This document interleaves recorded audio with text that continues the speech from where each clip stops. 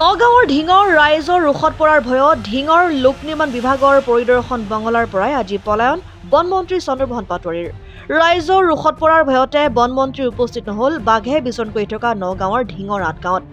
ঘটনাস্থলীৰ পৰা মাত্ৰ 500 মিটাৰ আঁতৰৰ পৰাই বনমন্ত্ৰী পলায়ন কৰাক লৈ গাঁওবাসীৰ মাজত তীব্ৰ প্ৰতিক্ৰিয়া। উল্লেখ্য যে আজি প্ৰায় এমাহ ধৰি নগাঁও জিলাৰ বিভিন্ন অঞ্চলত সন্ত্ৰাস চলোৱা প্ৰকাণ্ড ঢেকীয়াপতীয়া বাঘটোৱে যোৱা 10টা দিনে সন্ত্ৰাসৰ সৃষ্টি কৰি আহিছে নগাঁৱৰ আঠগাঁৱত। কিন্তু বাঘ ধৰাত চূড়ান্তভাৱে ব্যৰ্থ হৈছে মন্ত্ৰী চন্দ্ৰমোহন পাটোৱাৰীৰ অকৰ্মণ্য বন বিভাগ।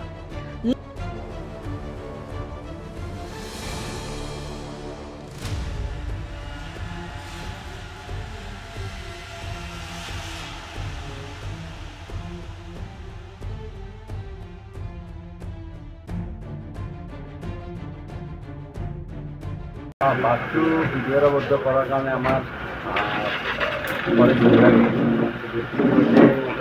বিভিন্ন ধৰণৰ তেওঁলোকে পৰিকল্পনা কৰিছে আৰু এই পৰিকল্পনাসমূহ কৰাৰ কাৰণে আমাৰ ইয়াতে বৰ্তমান ঢিঙত আমাৰ 5জন DFO, আমাৰ ওৰাঙৰ DFO, গুৱাহাটী চিৰিয়াখানাৰ DFO, কাজিৰঙাৰ DFO আৰু আমাৰ ইয়াৰে লাওপাৰ অভয়াৰণ্যৰ DFO, এনেকৈ আমাৰ 5জন DFO ইয়াতে নগাঁৱৰ DFOটো আছে।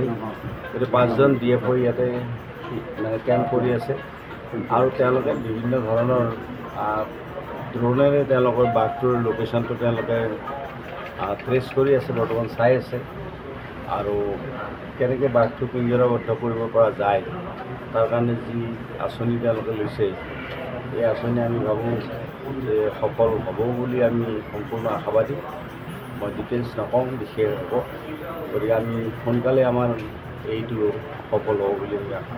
ঢিংবাসী ৰাইজক কি আশ্বাস দিব আপুনি? ঢিংবাসী ৰাইজক মই এটাই ক'ম যে ৰাইজে শংকিত হ'ব নালাগে, ৰাইজে ভয় খাব নালাগে। গতিকে ফৰেষ্ট বিভাগৰ আমাৰ ষ্টাফ আৰু চাৰিওফালে কেমেৰা ফিট কৰা আছে। বাঘটোৰ মুভমেণ্টটো আমাৰ ড্ৰোনৰ জৰিয়তে দি বাঘটোৰ মুভমেণ্টটো আমি ট্ৰেছ কৰি আছোঁ আৰু তাৰোপৰি এতিয়া ৰাতিও আমি ড্ৰোন ব্যৱহাৰ কৰি আছোঁ। গতিকে ৰাতি বাঘটো কোনফালে যায় কি কৰে আমি চাই আছোঁ। স্যাৰ, নতুন পৰিকল্পনা হাতত লৈছে নেকি? কিবা নতুন পৰিকল্পনা লৈছোঁ, মই এতিয়া ডিটেইলছ নকওঁ।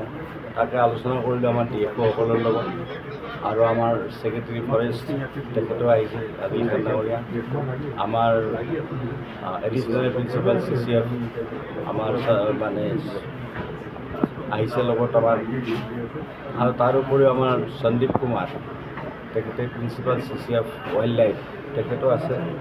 গতিকে আমাৰ আটাইকেইজন মানে আমাৰ কি কওঁ DFO 5জন আছে। গতিকে আমাৰ আটাইকেইজনে লগ হৈ আমাৰ বিভিন্ন পৰিকল্পনা তেখেতসকলে গোটাইছে আৰু সেই পৰিকল্পনাৰ মতে আমি ভাবোঁ অতি শীঘ্ৰে এই ক্ষেত্ৰত বাঘটো পিঞ্জৰাবদ্ধ কৰিব পাৰিম। গতিকে ঢিংবাসী ৰাইজে এইটো ক্ষেত্ৰত বেছি শংকিত হ'ব নালাগে, এইটো এটা কথা।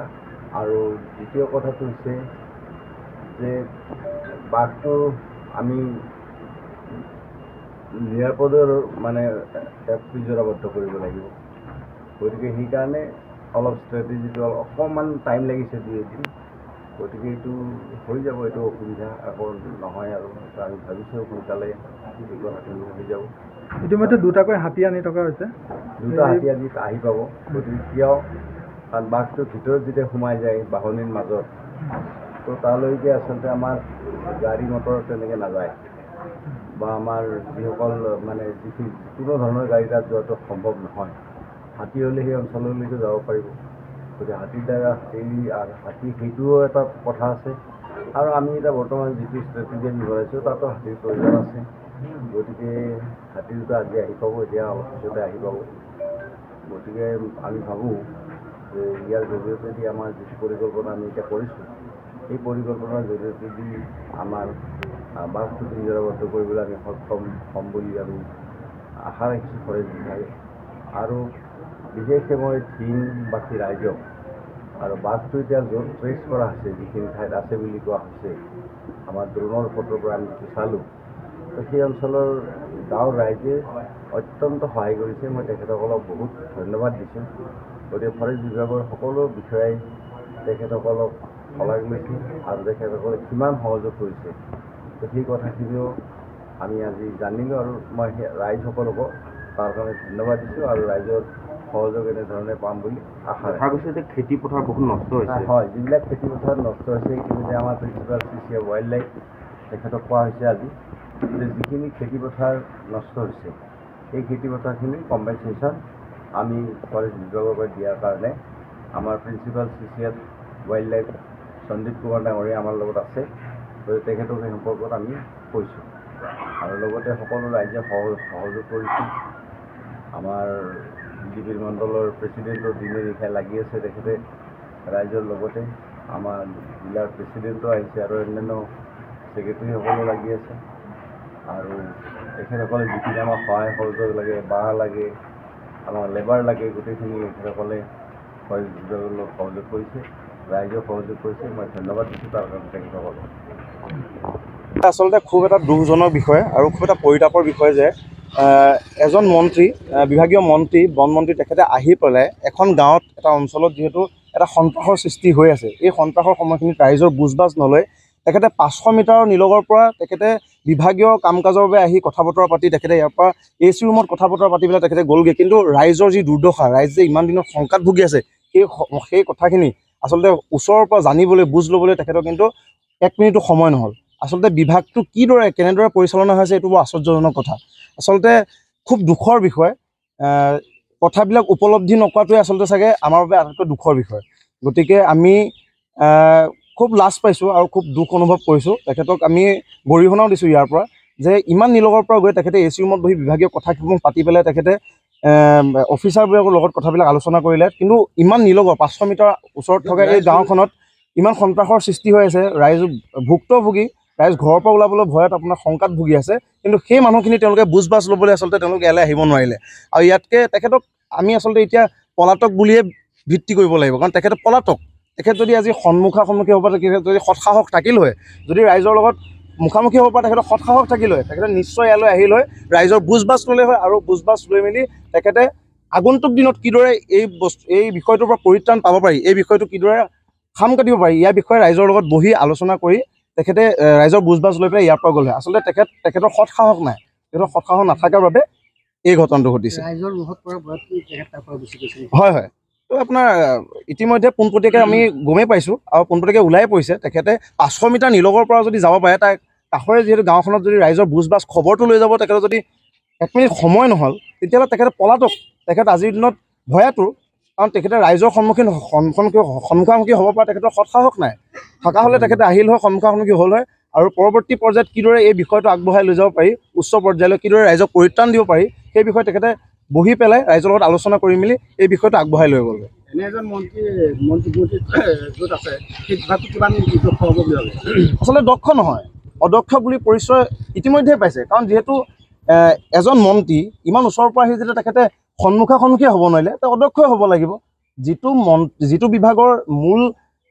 বিভাগটোৰ মূল মানুহজনে যদি তেখেতে সন্মুখী হ'ব নোৱাৰিলে ৰাইজৰ, তো বিভাগটোৱে অদক্ষ। তাত যিসমূহ বিষয়া নিয়োজিত হৈ আছে সেই বিভাগটোত তেওঁলোকো অদক্ষ, সেইটোতো প্ৰমাণিত হৈ গৈছে আৰু ৰাইজে ইতিমধ্যে গমে পাইছে আৰু চৰকাৰৰ ওপৰত সেই বিভাগটোৰ ওপৰত মানুহৰ আস্থা হেৰুৱাইছে।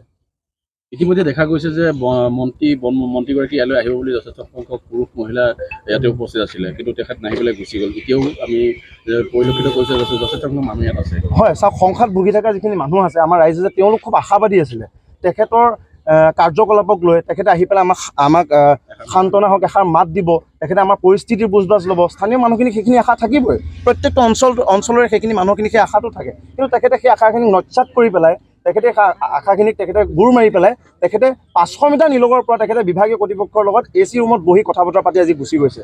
আচলতে ইয়াতকৈ দুখজনক, লাজজনক কথা কি হ'ব পাৰে?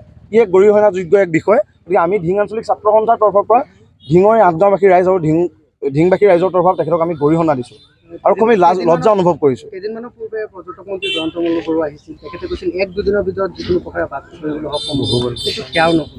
আচলতে কি হয়, আমাৰ যিখন বৰ্তমান চলিত চৰকাৰ, তাত মানে কি হয়, সময়ে সময়ে কিছু মানুহক ৰাখি থৈছে, কিছু মন্ত্ৰিত্ব প্ৰদান কৰি ৰাখিছে, যিসকলে বম ফুটাই থাকে। আমুকটো জেগাত যাব, আমুক এটা বম ফুটাব, কাইলৈৰ ভিতৰত হৈ যাব। আমুক এজন মন্ত্ৰী আহিব, কাইলৈ এটা বম ফুটাব, এইটো হৈ যাব। আচলতে যিদিনাখন কথাটো কৈ গ'ল, তাৰপাছত কি হ'ল? আজি সেই মানুহখিনি আকৌ সেই শংকাতে ভুগি আছে, সেই ভুক্তভোগী একেখিনি কামকে হৈ আছে। কথাখিনি কৈ গ'লে নহ'ব। ৰাইজৰ দুৰ্দশা, সেই মনৰ যিখিনি কষ্ট আৱেগ সেইখিনি বুজিব চেষ্টা কৰিব লাগিব। ৰাইজৰ প্ৰতিনিধি হৈ যদি ৰাইজৰ লগত থিয় হ'ব নোৱাৰে, ৰাইজৰ মনৰ ভাৱ যদি তেখেতসকলে আদান প্ৰদান কৰিব নোৱাৰে, ৰাইজক যদি ওচৰৰ পৰা বুজিব নোৱাৰে, কেনেকুৱা ধৰণৰ তেওঁলোকৰ কেনেকুৱা ধৰণৰ চৰকাৰী ব্যৱস্থা।